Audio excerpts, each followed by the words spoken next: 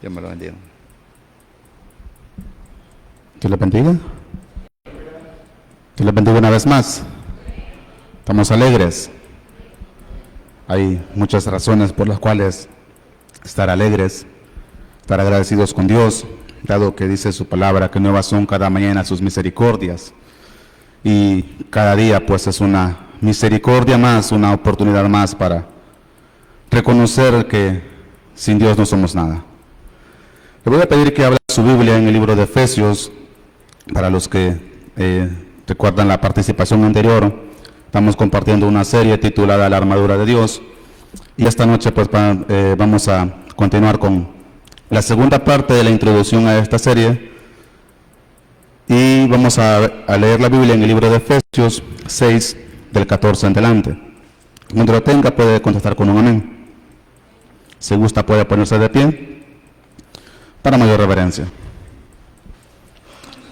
Efesios 6:14 dice: honrando al Padre, al Hijo y a su Espíritu Santo, estad pues firmes, ceñidos vuestros lomos con la verdad y vestidos con la coraza de justicia, calzados los pies con el apresto del Evangelio de la paz. Sobre todo, tomad el escudo de la fe con que podáis apagar todos los dardos de fuego del maligno, y tomad el yelmo de la salvación y la espada del Espíritu, que es la palabra de Dios.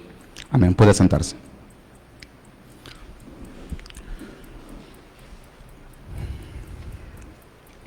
La vez pasada, la participación pasada, el sábado, comenzamos lo que era esta serie de temas basado pues en lo que es el pasaje de Efesios 6 del 14 en adelante. Y vimos algunos versos, es decir, algunas comparativas entre lo que era la armadura de Dios y otro tipo de armaduras. Y formulábamos la pregunta que, dado que el apóstol Pablo dice, tomad pues toda la armadura de Dios, formulamos la pregunta de que, ¿será que acaso habían otro tipo de armaduras que no sean las de Dios, que usted y yo pudiéramos llegar a utilizar en contraparte o en contraposición a lo que era la armadura de Dios? Y hablábamos de armaduras psicológicas, de que muchas veces en lugar de buscar de Dios, en lugar de ampararnos en la palabra, nos amparábamos en la psicología, que no estoy diciendo que esté mala, pero buscábamos, por así decirlo, corríamos muchas veces hacia donde un psicólogo o hacia donde un psiquiatra, a contarle nuestros problemas o a contarle nuestros problemas al amigo, al vecino, que muchas veces, como dijo alguien por ahí, pues a veces fingen ser amigos, pero que en realidad no lo son, y muchas veces el problema que contamos termina siendo divulgado y termina en oídos de personas a las que pensamos nunca iba a llegar dicho comentario. Entonces hablábamos de las armaduras psicológicas que también armábamos muchas veces nosotros, y poníamos de ejemplo a los pangolíes, que cuando se sienten amenazados pues se hacen una bolita y ahí puede darle como usted quiera y ellos se enroscan ahí, y es su manera de defenderse, por así decirlo, de los depredadores. Entonces muchas veces, y comentábamos de que muchas veces nosotros hacíamos justamente eso, producto de un daño emocional, producto de un fracaso emocional o de cualquier otro tipo de experiencia que involucrara las emociones, involucrara nuestra mente, nos encerrábamos en nuestra propia burbuja y no dejábamos que absolutamente nadie más llegara, que no entrara ninguna otra persona, y mucho menos si el daño era relacionado con la religión o con la fe, tampoco le dábamos cabida a lo que era la palabra de Dios. Y decíamos, no, ¿para qué ir a la iglesia? ¿Para qué escuchar palabra de Dios? ¿Para qué darle una oportunidad a Dios si en la iglesia fue que me dañaron? Y armábamos nuestra propia burbuja, y como el pangolín nos hacíamos una bolita en nuestra propia burbuja existencial, y la palabra de Dios ya no tenía cabida. Un consejo de parte de Dios ya no tenía cabida. También hablábamos un poco sobre las riquezas, sobre la armadura de Dios versus las armaduras, la habíamos titulado la armadura del mundo, entre paréntesis, fama, riqueza, fortuna, etc. Y comentábamos en esta sección sobre cómo muchas veces depositamos nuestra confianza en las cosas que tenemos. Dejamos de confiar en Dios en momentos de crisis y en momentos de necesidad, y empezamos a confiar en aquellas cosas que hemos logrado obtener por gracia y misericordia de Dios. Y poníamos como ejemplo aquella persona que en un momento tal vez fue de escasos recursos económicos y en su etapa de, por así decirlo, pobre económicamente, confiaba en Dios, dependía de Dios y Dios era el primer lugar en su vida, pero luego empezó su negocio, empezó a prosperar, empezó a abrir sucursales en este lado, en lo otro, y ya no empezó y ya empezó a dejar de ir confiando en Dios. Y ya su esperanza, su armadura, por así decirlo, su protección contra la adversidad ya no era la palabra de Dios, ya no era Dios en sí mismo, sino que ya era la cuenta bancaria, y si la cuenta bancaria no alcanzaba, pues ya eran sus carros o su casa, pues vendemos el carro, empeñamos tal cosa y con eso salimos. Y ya Dios empezaba a pasar a un segundo plano. En esta ocasión vamos a hablar de la armadura de Dios versus la cultura actual. Y en esta sección vamos a hacer un análisis superficial de cada una de las partes que compone la armadura de Dios. Y vamos a ir viendo de forma pues no tan enfática, ya que en los próximos mensajes vamos a ir hablando de cada una de ellas más profundamente. Veamos primero el cinturón de la verdad o el cinto de la verdad. El apóstol Pablo dice en el 14, dice: estad pues firmes, ceñidos vuestros lomos con la verdad. ¿Qué se entiende por verdad? Entendíamos por verdad o entendemos por verdad aquella afirmación que es coherente con la realidad. Por ejemplo, si yo digo que vamos a llamarle mantel, porque en realidad no sé cómo se llama, pero si yo digo que este mantel es color verde y yo estoy afirmando que es color verde, es una mentira, porque todos sabemos que este color es blanco, que ese mantel es blanco. O si yo digo que tal cosa es de tal color, por ejemplo, alguien dijo por ahí, si yo digo que la mula es parda es porque traigo los pelos en la mano, pero muchas veces nosotros afirmamos o decimos cosas afirmando de que son de una manera, pero muchas veces lo que decimos no coincide con la realidad. Entonces, hablábamos de que se entendía por verdad, o se entiende por verdad, algo que es congruente con la realidad. Mencionábamos también que la verdad, o vamos a decirlo de esta manera, la verdad también tiene características. Y es que una de las características de la verdad es que es inmutable. Es decir, lo que es verdad, lo que fue verdad en el siglo pasado sigue siendo verdad en el presente. Y hablando de la palabra de Dios, hablando del mensaje del Evangelio, el mensaje del Evangelio es verdad y ha sido verdad a lo largo a todo lo largo de que el Evangelio lleva existiendo.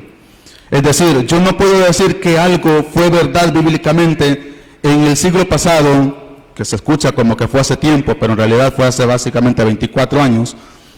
Yo no puedo decir de que algo es verdad bíblicamente o fue verdad bíblicamente en el siglo pasado, pero que ahora ya no aplica. ¿Por qué? Porque la verdad es inmutable, no cambia. La verdad también es absoluta. Es decir, lo que es verdad para mí, lo que es verdad para nosotros aquí en Honduras, es también verdad para los chinos allá en Asia. No es que, por ejemplo, si yo digo de que, volvemos otra vez al ejemplo, si yo digo que aquí en Honduras este mantel es blanco, significa que este mantel será blanco en la China, en Estados Unidos y en cualquier otro lugar. No es de que aquí es blanco, allá va a ser, por así decirlo, gris claro o qué sé yo, cualquier otro color. O sea, va a ser blanco, es blanco aquí y va a ser blanco en otra parte. Entonces la verdad también es absoluta. No varía, no cambia, dependiendo del contexto, o dependiendo de la zona o de la persona que la está exponiendo. Entonces veamos el cinturón de la verdad versus el relativismo moral. ¿Qué se entiende o qué entendemos usted y yo por relativismo? Porque algo es relativo. Albert Einstein formuló la teoría de la relatividad diciendo de que las leyes del universo, algunas leyes del universo cambiaban dependiendo del punto de vista desde el cual se enfocaran. Entonces, en nuestros tiempos usted y yo vivimos en una época de relativismo, en donde lo que es verdad para mí no es verdad para usted, o en donde lo que es verdad para los cristianos no es verdad para el resto del mundo. Y tenemos esa batalla por la verdad. Tenemos esa batalla por defender la verdad y por anunciar la verdad, pero muchas veces nosotros ni siquiera sabemos qué es la verdad. Nosotros muchas veces decimos hay que predicar la verdad, hay que enunciar la verdad, pero ¿estamos o tenemos algún cierto conocimiento de lo que es la verdad? Ok, una verdad cristiana, una verdad absoluta del cristianismo es que Jesucristo es Dios. Si alguien dice ser cristiano y niega que Jesucristo es Dios, entonces no es cristiano. O es un cristiano que tal vez está equivocado. Pero Jesucristo es Dios y esa es una verdad bíblica que nadie más puede cambiar. Pero, ¿qué sucede? Que muchas veces queremos anunciar esa verdad, pero alguien viene y nos dice, no, ¿para qué el evangelio? ¿Para qué el cristianismo? Si al final todas las religiones llevan a Dios y todos creemos en el mismo Dios. Pregunta, ¿todos creemos en el mismo Dios? La respuesta es no. Los cristianos creemos en un Dios. Los musulmanes creen en otro Dios. Los budistas básicamente creen en Buda. De hecho, el budismo, aunque es una religión atea, porque no creen en ningún Dios, creen en Buda, en las enseñanzas de Buda. Entonces, nosotros tenemos que usar la verdad, anunciar la verdad, el evangelio de verdad, pero tenemos que estar convencidos cuál es esa verdad que vamos a anunciar. Todas las religiones llevan a Dios, dijo alguien por ahí. No todas las religiones llevan a Dios. La Biblia dice que hay un camino y que Jesucristo es ese camino. No hay dos caminos ni tres caminos. Él dijo, yo soy el camino, yo soy la verdad y yo soy la vida. Y los tres artículos que Jesús emplea ahí son artículos determinados. Es decir, es el único y no hay nada más. Si yo digo que allá hay una moto, significa de que esa moto no es la única que existe. Hay más motos. Si yo digo de que allá hay una casa, significa que esa casa no es la única que existe. Hay más casas. Pero si yo digo que allá está la moto del hermano fulano de tal, significa que no hay otra moto que sea del hermano fulano de tal. Esa es la moto del hermano. ¿Me explico? Entonces, cuando nosotros anunciamos la verdad, tenemos que estar seguros de qué es esa verdad, de cuál es esa verdad que estamos anunciando. Y que esa verdad, para nosotros como cristianos, es absoluta, no es relativa. No es de que lo que se aplica para mí y de lo que yo creo como cristiano que está bien y que está mal, no significa de que está bien y está mal solamente para mí. Significa que está bien para mí y para el resto de la sociedad. Y si algo es malo para mí y para el resto de la sociedad. Ejemplo, tomar cerveza o drogarse. Es malo para mí como cristiano. Dice la Biblia, todo me conviene, pero todo me es lícito, pero no todo me conviene. ¿Cierto? Y bien, yo podría drogarme, pero es malo. Y es malo para mí como cristiano. Y también es malo para el resto de las personas. Entonces, ese es un ejemplo de verdades o de una verdad que se entiende como verdad absoluta. Pero vivimos en una época de relativismo, en donde lo que se aplica para alguien no es aplicable para otro. El relativismo moral o relativismo ético es la creencia que da igual valor, legitimidad, importancia y peso a todas las opiniones morales, éticas, con independencia de quién, cuándo y cómo y dónde se expresan. Es decir, yo puedo expresar algo aquí y creerlo como verdad, pero puede ser de que alguien me diga, lo invito a mi congregación a predicar, y mi congregación pues es católica, y puede de que me pidan que hable algo que yo hablé aquí de una u otra manera. ¿Qué sucede o qué puede suceder? De que aquello que yo compartí aquí como verdad, allá voy y lo cambio. Entonces ya no es una verdad, ya no es algo absoluto. ¿Por qué? Porque estoy acomodando la verdad a ese entorno. Estoy acomodando la verdad o estoy acomodando mis principios a un entorno social, a un entorno cultural, en este caso a un entorno religioso, en donde yo aquí pues estoy predicando una cosa, pero luego me invitan a otra congregación donde posiblemente la liturgia o el sistema de creencias es un tanto diferente al que nosotros practicamos aquí o al que se practica aquí, y cuando yo llego a esa otra congregación, entonces yo me acomodo y yo ya no comparto el mismo mensaje. ¿Me explico? Entonces, eso es lo que se conoce como un relativismo moral, un relativismo ético. Ok, hay que respetar a los padres, hay que respetar a los mayores, pero eso es lo que se nos enseñó a nosotros cuando éramos niños, cuando éramos jóvenes, cuando nos estaban educando. Pero ¿qué sucede ahora? Ahora el relativismo dice, no, yo voy a respetar a quien me respete. Y si alguien puede ser mayor que mí, si no me respeta, yo no lo voy a respetar. O sea, eso es el mundo afuera. Eso es el mundo afuera. Pero, ¿y usted y yo? ¿Vamos a respetar a aquellas personas que son mayores que nosotros o que tienen un rango más que nosotros, independientemente de si esas personas nos respetan o nos faltan el respeto? Se supone de que vivimos en un entorno de verdad. Y se supone, y como comentábamos, se supone que la verdad es absoluta, no relativa.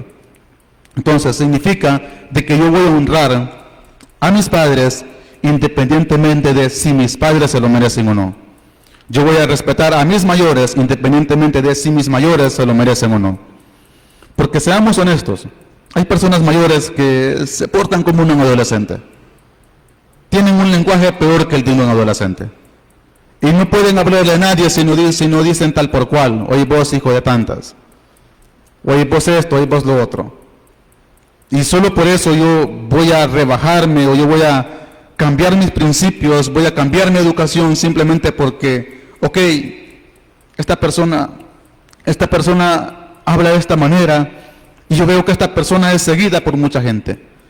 Yo veo que esta persona es como nosotros decimos popularmente, es fresa, tiene magnetismo, tiene pegue, tiene chispa. Es decir, la gente quiere estar con esa persona. Pero solamente porque la gente quiere estar con esa persona que dice obscenidades, que dice vulgaridades, que no puede hablarle a otra persona si no le está mencionando a su madre con adjetivos calificativos que su mamá, que posiblemente la madre de esta persona no emplea, solamente por eso yo voy a acomodarme a esa persona y a decirle y a expresarme con los demás de esa forma. Yo creo que no. Al menos yo no lo hago. Yo no lo haría. ¿Por qué? Porque yo estoy convencido de que si algo está mal, independientemente del tiempo y de la época. Independientemente de si me lo enseñó mi papá o mi mamá que eran anticuados, si algo está mal, si algo estuvo mal en la época de ellos, tendrá que seguir estando mal para mí en esta época. Adolfo G. Castañeda define el relativismo moral y ético de la siguiente manera, y lo define como las opiniones y las circunstancias son cambiantes, dice este hombre, ningún conocimiento o principio moral, según esta postura, es objetivo o universal. Es decir, no es lo mismo un principio ético aquí que un principio ético en otra parte. Es decir, este relativismo postula que ningún conocimiento o principio moral es verdadero o independientemente de las opiniones de las personas o de sus circunstancias. Ni tampoco por esa misma razón es válido en todo tiempo y en todo lugar. Todas las escuelas filosóficas que han defendido este concepto comparten un único tema unificador, y es que no existe la moral absoluta, y que lo que es correcto e incorrecto es enteramente un producto de la preferencia humana. Es decir, en esta época en la cual usted y yo profesamos la verdad, y en esta época de relativismo moral y ético, lo que esta escuela dice es que no existe una verdad absoluta. No existen principios éticos y morales que sean absolutos. Que lo que está bien y lo que está mal depende de cómo yo lo vea. Alguien dijo por ahí, no existen malas palabras. Lo que existen son malas interpretaciones y malas intenciones. Pero esto, aunque tiene algo de sentido, no es del todo verdad. No es lo mismo que yo venga y le diga a una persona X, fulano de tal, cree que por favor usted me puede prestar su asiento o me puede ceder su asiento, mire que ando mal y me gustaría, no sé, póngale el ejemplo que quiera.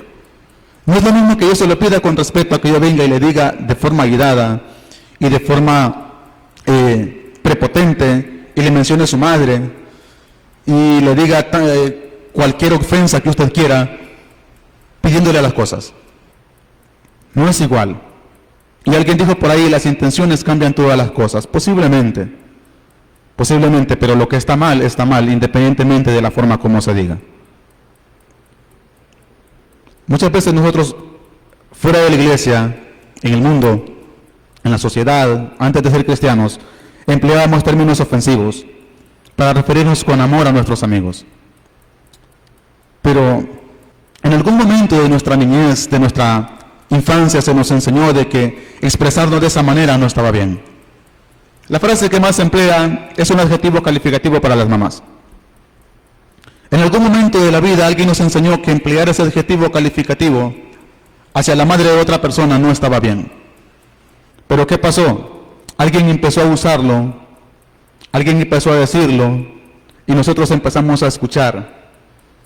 Y empezamos a creer que aquello no estaba mal, que de verdad lo que importaba era la intención, que no era lo mismo decirle a alguien, vamos a usar un término que comúnmente nosotros usamos que no es malo, bruto. No es lo mismo decirle, ay, qué brutico, ¿no? Qué lindo, a decirle, no, es que esto hacías bruto. Empezamos a pensar de esa manera. Obviamente empleemos el otro término. Usted ahí en su mente emplee el otro término y se dará cuenta de que sí o sí, independientemente de la intención con la que se diga, está mal. Y que no depende enteramente de mi persona. Si algo está mal, está mal. Robar está mal. Matar está mal. Aunque sí sea en defensa propia. Claro, pues que la legislación y las leyes dicen una cosa. Mató en defensa propia, no hay ni... Puede hacer que pague una multa, pero al final del día, la Biblia dice, no matarás. Y eso es así, aquí y en cualquier parte del mundo. Estas mismas ideas también han permeado el mundo evangélico. Estas mismas ideas de relativismo también han permeado el mundo evangélico, donde no importa lo que tú creas, ni cómo lo creas, lo importante es que creas. Es decir, no importa lo que yo crea respecto a ciertas cosas que son esenciales en la vida de un cristiano. No importa lo que yo piense, o lo que usted piense respecto a ciertos temas que son pilar fundamental del cristianismo. Lo que importa es que creamos en algo. No importa qué. Y muchas veces escuchamos mensajes de esa manera. Escuchamos mensajes en los que dicen, no importa si usted cree en Jesucristo o no cree en Jesucristo. Lo importante es que usted crea que existe un Dios. Lo importante es que usted acepte el perdón de Dios. No importa si usted cree que Jesucristo es Dios o Jesucristo fue solamente un profeta más. Lo importante es que Jesucristo vino al mundo y el Jesucristo histórico es real, etcétera, etcétera, etcétera. Y el predicador se riega. Y es ahí donde muchas veces, producto de ese relativismo, caemos en lo que en el cristianismo, en el mundo de la fe, se conoce como herejías. Ciertas verdades sacadas de contexto o ciertas verdades llevadas a un extremo en el que, si no es así, no es de otra forma. Toda herejía parte de una verdad. Nos guste o no, toda herejía parte de una verdad. Alguien dijo por ahí, yo sé que usted ya escuchó a esta persona muchas veces porque se hizo viral en el auge de las redes sociales, más que todo cuando en nuestro país empezó el auge de Facebook. Alguien dijo por ahí lo siguiente: si Jehová es Dios, y yo soy cristiano, y yo soy hijo de Dios, entonces significa de que como Jehová es Dios, y como en inglés a los hijos que llevan el nombre de su padre se les llama igual que su padre, más Junior, significa que si yo soy hijo de Dios y Dios es Jehová, yo soy Jehová Junior. Por lo tanto, yo soy un pequeño Dios. Alguien dijo eso. Yo sé que usted sabe de qué personaje le estoy hablando. Y si no, pues, ahí investígalo. Pregunta, ¿será verdad esto? ¿Será verdad de que yo soy un Jehová Junior? ¿Será verdad de que yo soy un pequeño Dios? ¿O un semidios? No. Dijo algo de verdad, que somos hijos de Dios. Dijo algo de verdad, que nuestro Dios es Jehová, que nuestro Dios es nuestro Padre. Esa es la verdad. Pero la llevó a un extremo al que no se debió llevar. Y es suponer que somos pequeños dioses. No somos pequeños dioses. Somos seres humanos. Somos seres humanos necesitados de Dios, necesitados de la gracia de Él. No importa el concepto que nosotros tengamos de nosotros. No importa nuestra moral ni nuestra ética. Al final del día todos necesitamos de Dios. Coraza de justicia versus normalización del pecado. ¿Qué entendemos por justicia? Decimos que alguien es justo cuando alguien es equitativo. Cuando alguien, si bien es cierto, la Biblia dice que no hay justo ni aun uno, nosotros entendemos por justicia el hecho de que alguien practica la equidad, de que alguien trata a todos por igual, no importa quién sea. Decimos que alguien es justo cuando respeta a las personas independientemente de si son un niño o son un adulto. Decimos que alguien es justo cuando alguien trata con el mismo respeto que trata a un hombre, trata a una dama, con la misma igualdad. Decimos que alguien es justo cuando cuando su estilo de vida es coherente con lo que profesa decir. Es lo que nosotros conocemos como integridad. La justicia es un valor que se basa en la idea de dar a cada quien lo que le corresponde, de manera equitativa y objetiva, es decir, partes iguales sin ver como, empleando términos contemporáneos, sin ver su raza, su sexo, su orientación sexual, etcétera, etcétera. ¿Por qué? Porque al final del día todos somos personas. Todos somos seres humanos y todos merecemos un respeto. Entonces, decimos que alguien es justo cuando ese alguien no se fija en este tipo de cosas, sino que respeta a la persona por el simple hecho de ser una persona. Independientemente de si cree lo mismo o no, independientemente de si practica lo mismo o no, etcétera, etcétera. Entonces, la justicia es un valor que se basa en la idea de dar a cada quien lo que le corresponde de manera equitativa y objetiva. Es un principio moral que orienta la conducta hacia el bien en común. Filosóficamente, la justicia se relaciona con vivir honestamente de manera recta y honrada, comprometida con la verdad y con el bien. Y en términos cristianos o de religión, hablamos de la justicia divina como el castigo que Dios dará a aquellas personas de acuerdo a sus obras en el día del juicio. La justicia tiene ciertas características.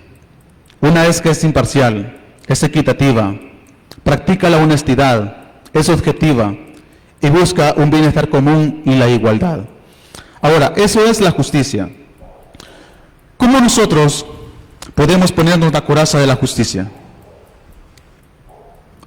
Siendo o tratando con respeto a los demás, podría ser. ¿O será que nosotros somos justos o practicamos la justicia si nos vemos con amor solamente entre nosotros y a la gente que no es cristiana o no piensa como nosotros, la descartamos? ¿Podría ser justicia eso? Yo creo que no. La justicia no es eso. Un cristiano que practica la justicia no es así. Un cristiano que practica la justicia no es alguien que, usted no cree como yo, usted es un hijo del diablo, usted va al infierno.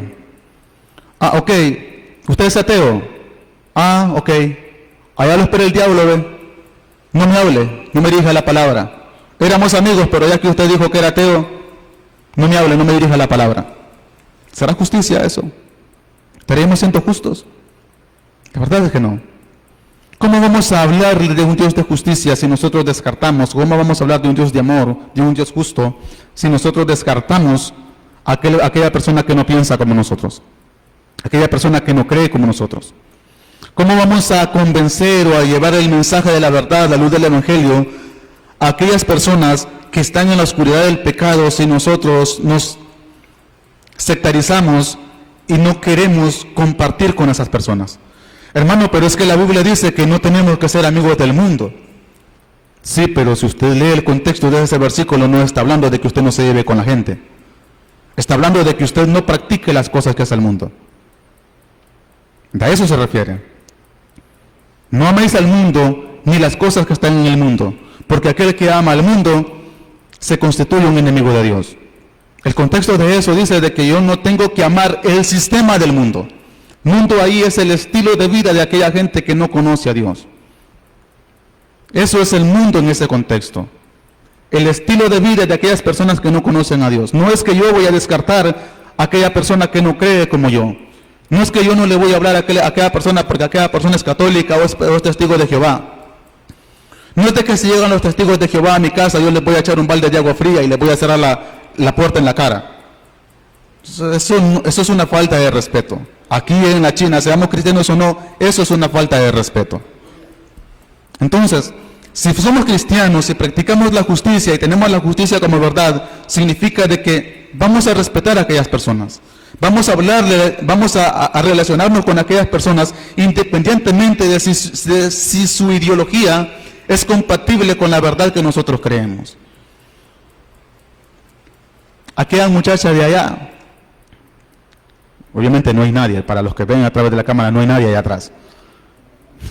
Pero, a manera de ejemplo, aquella muchacha de allá es una asesina. ¿Por qué? Porque fue y abortó su niño. No hay que hablarle, es una asesina. ¿Cómo yo le voy a decir a aquella persona que hay esperanza para su vida si yo estoy sectarizado y no quiero hablarle a aquella persona? ¿Me explico? Entonces, si somos justos, practicamos la justicia, tenemos que hablarle y tenemos que amar, aunque no nos guste, tenemos que amar incluso a aquellas personas que no son afines a nuestra cosmovisión de la vida, a nuestra filosofía de vida. Tenemos que amarlos. Tenemos que amar a aquella persona que tal vez en el trabajo nos dice o nos trata de tontos porque nosotros creemos en Dios. Tenemos que amar a aquella persona que su estilo de vida no es como el de nosotros. Tal vez nosotros socioculturalmente vivimos de una manera socialmente aceptable. Pero aquel chavo de allá es homosexual. Aquella muchacha de allá es lesbiana. Aquella otra persona de allá es travesti o es transgénero, como la quiera llamar. Tenemos que amar a esas personas. No es que vayamos a aprobar lo que hacen. Entiéndase que el amor y la aprobación no es lo mismo. El amor y la tolerancia no son la misma cosa. Una cosa es que yo ame a alguien tal y como es, y otra muy diferente es que yo le aplauda las tonterías que alguien hace. Una cosa es que yo ame a mis compañeros de trabajo independientemente de cómo sean, y otra muy diferente es que yo les haga homenaje a las tonteras que ellos digan. Porque al menos mis compañeros de trabajo son así, muchos de ellos. Cuando yo empecé a trabajar en la empresa donde trabajo, yo veía que bromeaban y quisieron bromear conmigo y me tocó decirles, no bromee conmigo. No bromee conmigo porque usted emplea terminología que a mí no me gusta. Y hasta el día de hoy se llevan bien conmigo. Me hablan, me saludan. De hecho, algunos, no sé si me lo dicen en serio, me lo dicen a manera de burla, pero me dicen, siervo, ¿cómo está? O hermano, ¿cómo está? Si lo dicen en serio o lo dicen a manera de burla, no lo sé. Pero el punto está en que no me tratan a mí como tratan a los demás. Entonces, el hecho de que yo ame a esas personas y yo me lleve bien con ellos no significa de que yo voy a comulgar con las cosas que ellos practican. Entonces, el amor y la tolerancia no es la misma cosa.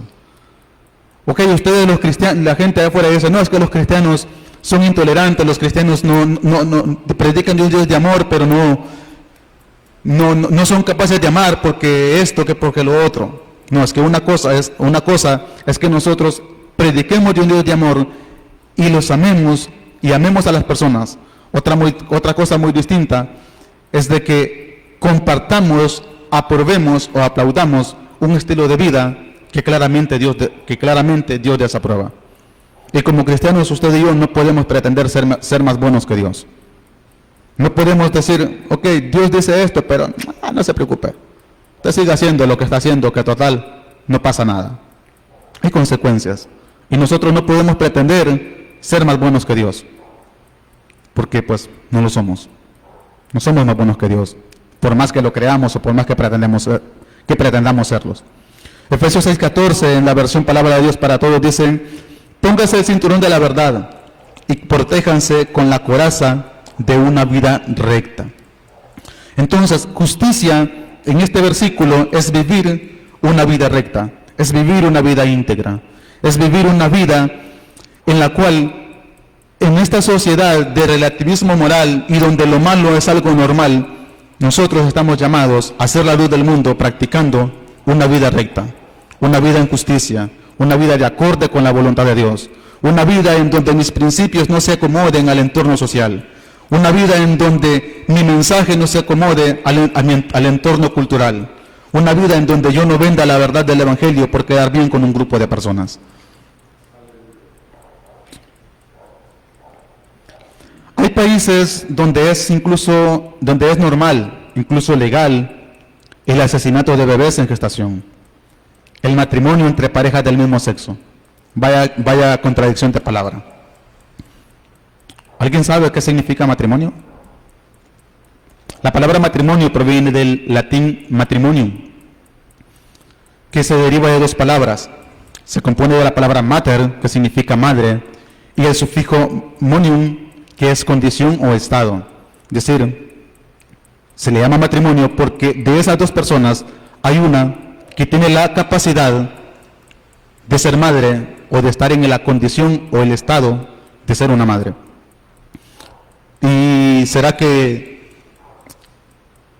una relación conyugal entre dos personas del mismo sexo, será que en esa relación existe una persona que pueda ser madre? La verdad es que no. Dos hombres no se pueden embarazar a sí mismos. Dos mujeres no se pueden embarazar a sí mismas. Pueden adoptar, pero eso no los hace padres. Pueden adoptar, pero eso no las hace madres. Y esa es una verdad. Esa es una verdad. Que aunque está normal y aunque es legal en algunos países, y Dios nos libre de que en nuestro país también lo sea, una cosa es que sea normal, una cosa es que sea legal, otra muy diferente es que sea aprobada por Dios. Entonces, hay países donde es normal, incluso legal, el asesinato de bebés en gestación, el matrimonio entre parejas del mismo sexo, la promiscuidad sexual es ahora un estilo de vida. El pecado está tan normalizado que tener una pareja es ser tonto. Para un hombre, que un hombre le sea fiel a su esposa, es un tonto. ¿Por qué? Porque lo normal y lo cool, lo chévere en estos días es que el hombre demuestre ser hombre teniendo más de una mujer. Una mujer es más cool, es más fresa, está más a la moda, está más en onda, por así decirlo, entre más novios haya tenido, entre más parejas sexuales haya tenido. O sea, la promiscuidad sexual, lo que antes nuestros padres nos enseñaban como que se debía cuidar, como algo que se debía cuidar y que se debía proteger, ahora simple y sencillamente es algo que ya no vale nada. Y paradójicamente, las personas que profesan o que practican este estilo de vida son personas que después, cuando quieren formar una familia, más que todo sucede en el mundo femenino, son personas que después les cuesta. Y dicen, no, que los hombres son machistas, no, que los hombres esto, no, es que no es igual. No es lo mismo que un hombre intente formar una familia con una mujer que ha tenido 1 o 2, 3 parejas sexuales con las cuales ha vivido en un hogar, no vale, por así decirlo, más una mujer con estas características. Es decir, es más viable para una mujer con estas características formar una familia que para aquella mujer que ha tenido 5, 6, 7, 8, 9, 10 parejas sexuales. ¿Por qué? Porque el pecado está tan normalizado que muchas veces las chicas, cuando entran a la universidad o entran al colegio, algunas básicamente desde que salen de su 6º grado y entran a un ciclo común, muchas veces por querer encajar, por querer ser a la moda, estar a la moda, por querer ser populares, empiezan a practicar este estilo de vida, sin pensar en las consecuencias de un mañana, sin pensar en las consecuencias de que posiblemente se van a meter con alguien que tiene alguna ITS y que esa enfermedad les puede llevar a la muerte. Y luego resulta de que cuando ya quieren formar un hogar, cuando ya básicamente no tienen ningún tipo de valor para un hombre que de verdad quiere formar una familia, es que de verdad intentan formalizarse. El otro día se veía el caso de una chica que se sentía orgullosa, se sentía en lo mejor, porque había estado con 100 tipos en menos de 24 horas. Y todo el mundo le aplaudía. Le preguntaron, ¿y tus papás qué piensan de eso? No, mis papás no están muy de acuerdo, pero igual me apoyan. Igual están conmigo ahí y me están dando apoyo moral. Entonces, vemos cómo esta normalización del pecado está llevando muchas veces a que incluso aquellos padres que en un momento predicaron o enseñaron principios morales y éticos a sus hijos, estén cambiando simple y sencillamente por no ser los tontos de la cuadra, por no ser los retrógradas o los retrasados de la sociedad, porque el mundo está cambiando, el mundo ya no es igual, y sí, el mundo ya no es igual, pero si usted y yo somos cristianos, eso significa de que de una u otra manera usted y yo tenemos que hacer la diferencia. No podemos ser la sal de la tierra si tenemos el mismo sabor de la tierra. No podemos ser la luz del mundo si nuestra luz básicamente no está haciendo ninguna diferencia.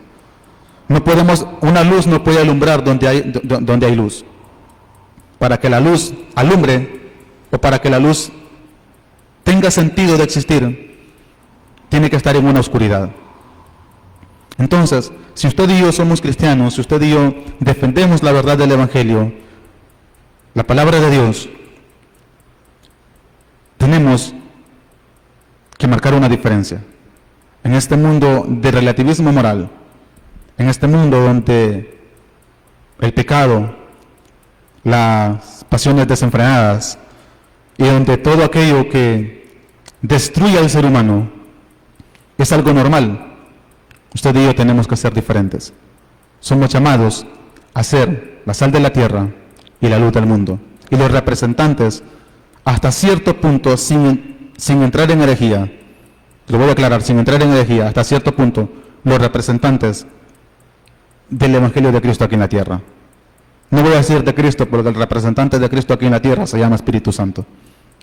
Y hasta cierto punto la iglesia, que es su cuerpo, sin ocupar ese lugar que a Dios le pertenece. El calzado del Evangelio de la paz versus las ideologías de conflicto. Paz. ¿Qué es paz? Pueden haber muchos significados para paz. Podemos decir que estamos en paz porque vivimos tranquilos. Podemos decir que vivimos en paz porque tenemos los compromisos del mes todo pago. Podemos decir que tenemos paz porque tenemos a nuestra familia sana. Podemos decir que tenemos paz porque tenemos a nuestra familia completa. Y todas esas acepciones o todos esos conceptos que podamos tener son válidos. Pero veamos a ver qué significa paz. Paz, la palabra que ahí se traduce como paz, es la palabra griega eiro, que significa paz y también significa unir. En un mundo de guerra nosotros estamos llamados a anunciar la paz. Como cristianos, somos nosotros los mensajeros de paz, pero debemos de estar seguros que la paz que anunciamos tenga un origen correcto. Aquí volvemos otra vez al asunto de la psicología. Hablemos un poquito de esas guerras internas que muchas veces usted y yo libramos. Guerras internas como conflictos emocionales, guerras internas como complejos de inferioridad, guerras internas como la autocomiseración, esos pensamientos de que yo no sirvo, esos pensamientos de que yo no valgo nada, esos pensamientos de que nadie me quiere, de que soy un desastre, etcétera, etcétera. Muchas veces ese tipo de pensamientos en una persona no lo deja avanzar en la vida. Y no es precisamente en la vida cristiana. Hablamos en cualquier aspecto de la vida. Entonces, muchas veces vivimos conflictos internos. Y resulta de que a veces alguien viene y nos cuenta, mire que tengo este problema, mire que tengo esto o lo otro. Y muchas veces en lugar de acceder a la palabra de Dios y transmitirle un mensaje de aliento, una palabra de aliento, basada en la palabra de Dios, lo hacemos empleando métodos del mundo. Filosofías humanistas, filosofías en las cuales llevamos a la persona a creerse algo que no es, a creerse el centro del mundo, a creerse el centro del universo y bueno, yo estoy vivo y el mundo me debe todo. Yo estoy vivo y como yo no pedí nacer, dijo alguien por ahí, ¿no?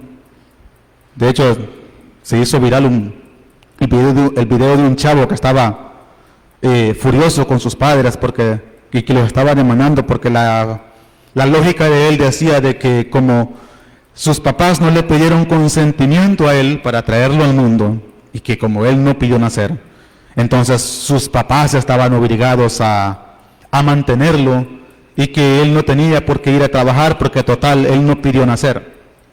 O sea, imagínense. Entonces, el pensamiento de este chico tiene una razón. Posiblemente fue un chico sobreprotegido, sobreestimado, un chico demasiado mimado y que fue complacido en todo durante su niñez.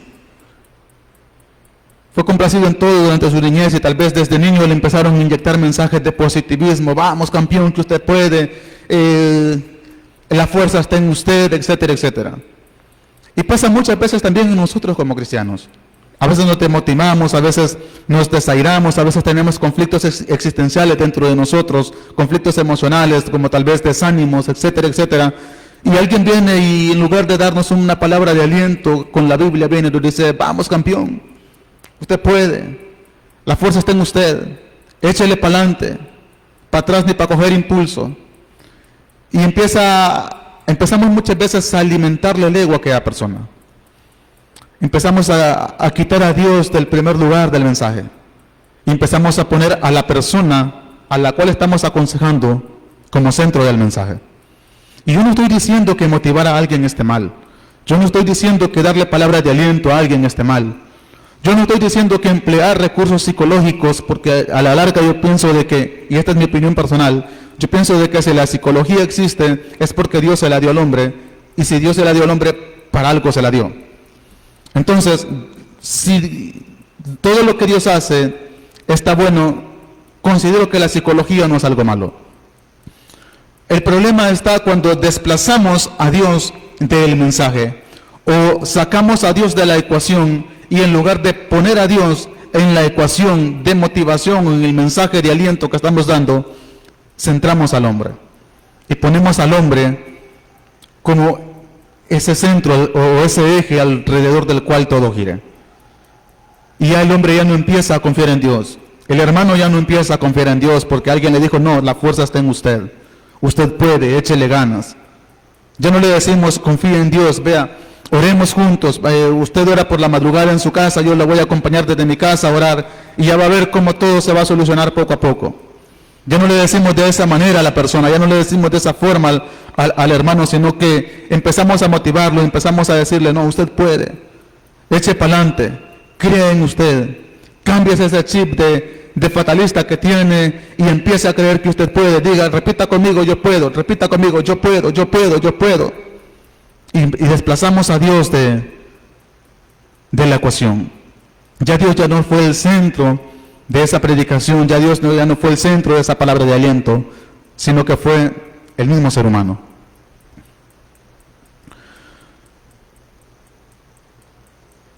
Entonces, el Evangelio de la Paz, ¿por qué se llama Evangelio de la Paz? Porque es una buena noticia. El Evangelio son buenas noticias. Y son buenas noticias que traen paz al ser humano. Esa buena noticia tiene que traerle paz al ser humano. Tiene que traerle, si la persona está en desesperanza, si la persona siente de que todo está perdido, el Evangelio de la Paz tiene que traerle paz, tiene que decirle que sí hay oportunidad, que no todo está perdido, que aún hay esperanza, pero que esa esperanza no la va a encontrar lejos de Cristo. Esa esperanza no la va a encontrar lejos de Dios. Esa esperanza no la va a encontrar en Confucio, no la va a encontrar en el Dalai Lama, no la va a encontrar en pensamientos positivistas o en mantras positivistas de algún gurú o coach positivista que puede encontrar en redes sociales o en internet. Esa paz únicamente la va a encontrar en Cristo Jesús. Jesucristo dijo, mi paz os dejo, mi paz os doy. Y no es una paz como el mundo da. La paz que da el mundo es una paz pasajera. La paz que da Dios es una paz que permanece para siempre. Y es una paz que no importa el momento en que usted y yo estemos pasando. Es una paz que siempre va a estar ahí. ¿Por qué? Porque al final nuestra confianza va a estar en Dios. Vamos a estar creídos y creyendo, confiados de que Jesucristo está ahí, de que Él va a proveer la salida, que no importa qué tan oscuro se vea el túnel, al final Él va a proveer una salida. Tenemos el ejemplo de Pedro, cuando Pedro bajó de la barca en medio del mar, en medio de aquella tempestad, porque él quería corroborar de si lo que ellos estaban viendo era de verdad lo que esa figura decía ser o no. Usted y yo hemos leído ese pasaje y dice la Biblia que ellos pensaban que era un fantasma y que Jesucristo les dijo, no soy un fantasma, soy yo, o yo soy. Y Pedro dijo, si de verdad eres tú, manda que yo vaya a ti, exactamente así sobre las aguas como tú estás. Y Jesucristo dice en la Biblia que le dijo, vamos, ven, bájate de la barca, desciende. Pero dice la Biblia de que Pedro al principio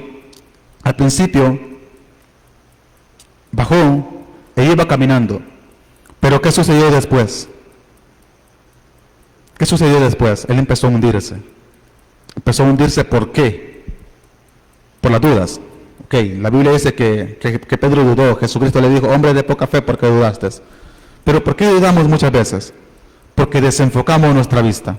Quitamos la vista del blanco perfecto que es Cristo Jesús y empezamos a ver las olas del mar. Empezamos a ver la marea, empezamos a ver la situación que estamos pasando.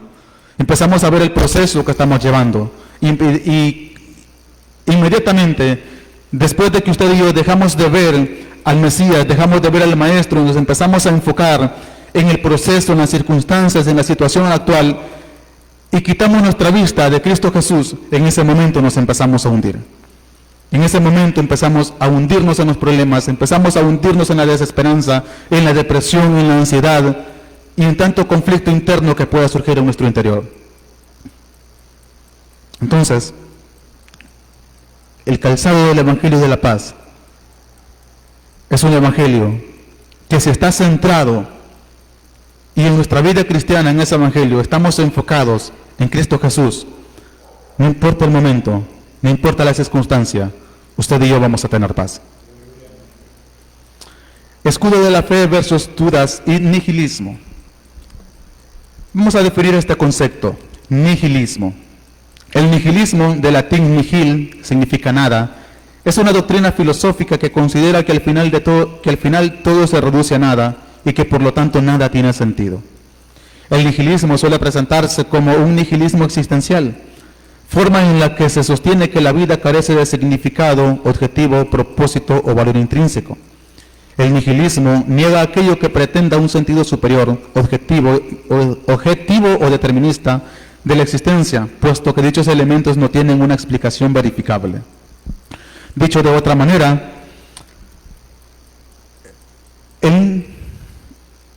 esta doctrina, en el contexto de lo existencial, porque tiene varios contextos, tiene el contexto creacionista, el contexto de la creación, pero en el contexto de lo existencial simplemente lo que dice es que la vida no tiene sentido. Venimos de la nada y como venimos de la nada, entonces los problemas, las circunstancias difíciles que podamos tener no tienen ningún propósito. La vida del ser humano como tal no tiene un propósito. Al menos esto es lo que dictamina este tipo de filosofía. Entonces, ¿esto a qué nos lleva? Muchas veces a nosotros como cristianos nos lleva a las dudas. Nos lleva a pensar y a dudar muchas veces de la presencia de Dios y de la verdad de Dios. Volvemos otra vez al ejemplo de Pedro. Muchas veces los problemas, las circunstancias de la vida nos pueden llevar a dudar de que Dios está ahí. De si de verdad estamos solos o de verdad Dios está con nosotros. De si Dios está con nosotros o el camino de la vida lo estamos caminando únicamente a la deriva. ¿Por qué? Porque mire, es inevitable que la duda llegue. Mencionábamos en el mensaje en el que empleábamos las aves como metáfora y compartíamos un pensamiento que decía de que es inevitable que las aves vuelen sobre nuestra cabeza, pero que sí podemos evitar que éstas hagan nido sobre la misma. Entonces es inevitable que la duda llegue. La duda siempre va a llegar. La duda siempre va a estar ahí.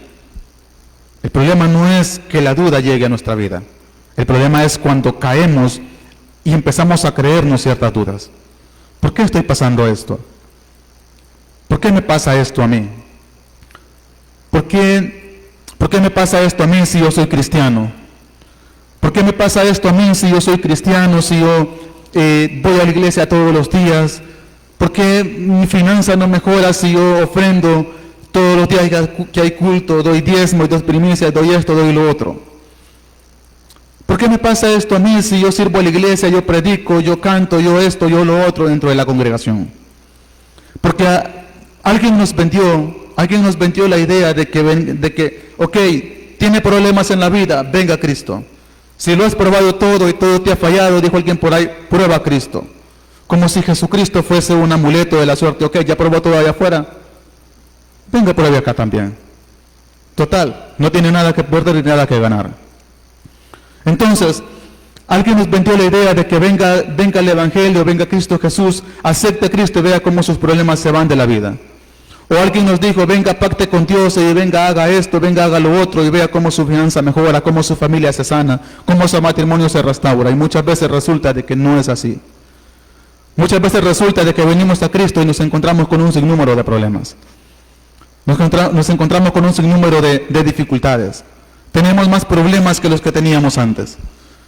Tenemos más luchas que las que teníamos antes.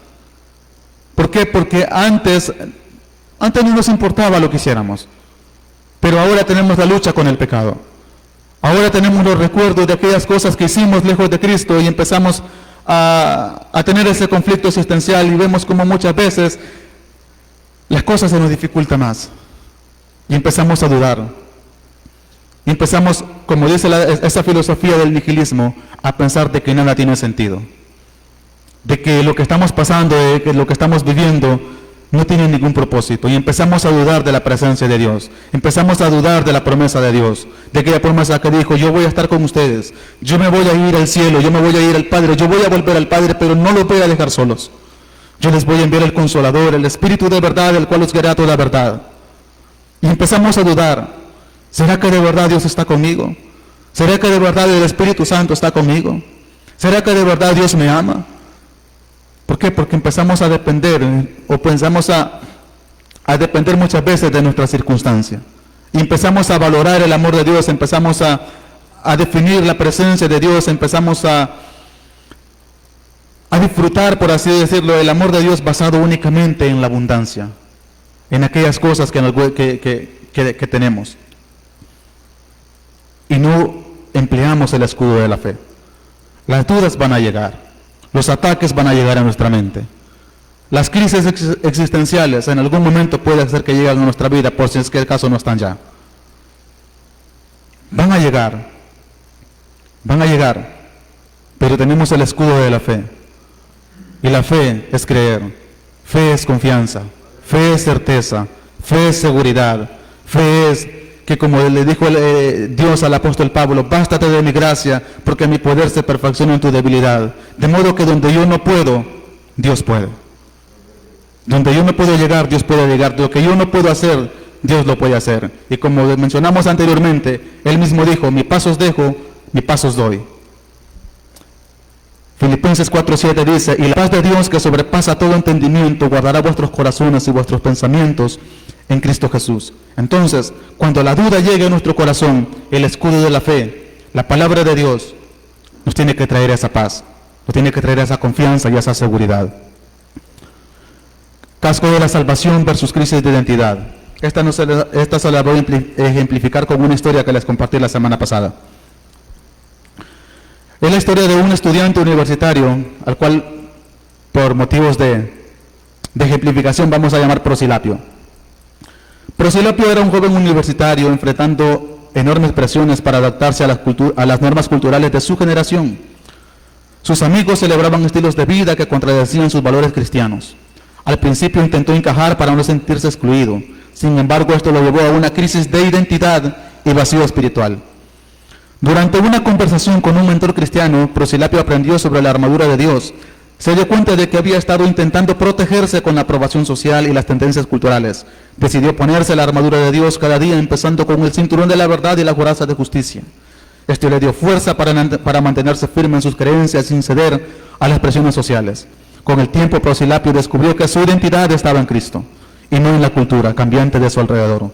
Aunque enfrentó burlas y rechazos, su paz interior y su sentido de propósito se fortalecieron. Esta historia demuestra cómo la armadura de Dios protege contra las presiones culturales y brinda estabilidad espiritual. Entonces, ¿quiénes somos usted y yo? ¿Qué somos usted y yo en el Evangelio? ¿Quiénes somos usted y yo en Cristo? Somos hijos de Dios, somos cristianos.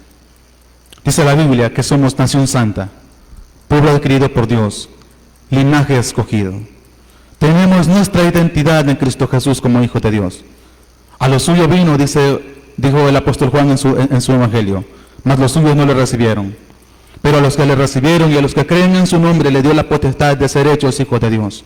Entonces, cuando venga la duda, cuando venga esa crisis de identidad, cuando vengan esos conflictos existenciales, el casco de la salvación, y cuando venga ese tipo de problemas, empleemos el casco de la salvación.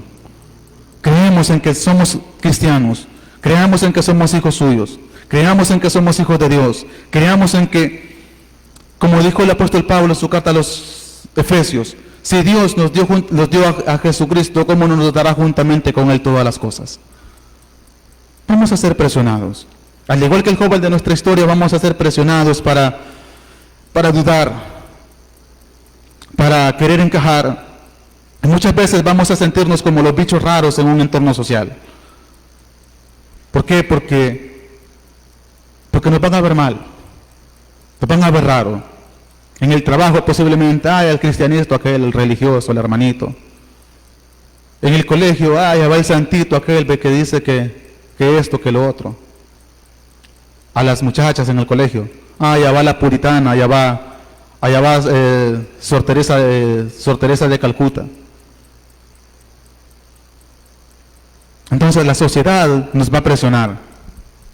Estamos en un mundo, en una cultura en donde como cristianos y como personas tenemos esa presión, sentimos esa presión.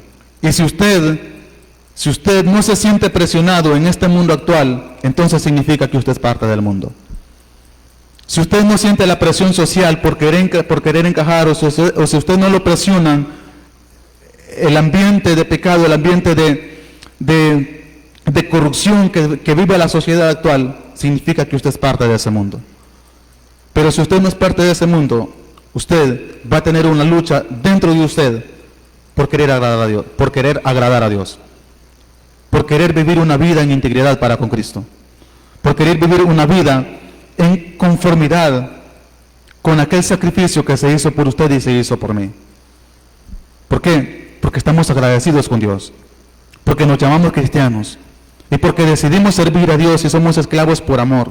Y como somos esclavos por amor, entonces nos vamos a sentir comprometidos a no defraudar a aquel que cuando no valíamos nada lo dio todo por nosotros, que cuando nadie daba nada por nosotros, Él pagó el precio por nosotros.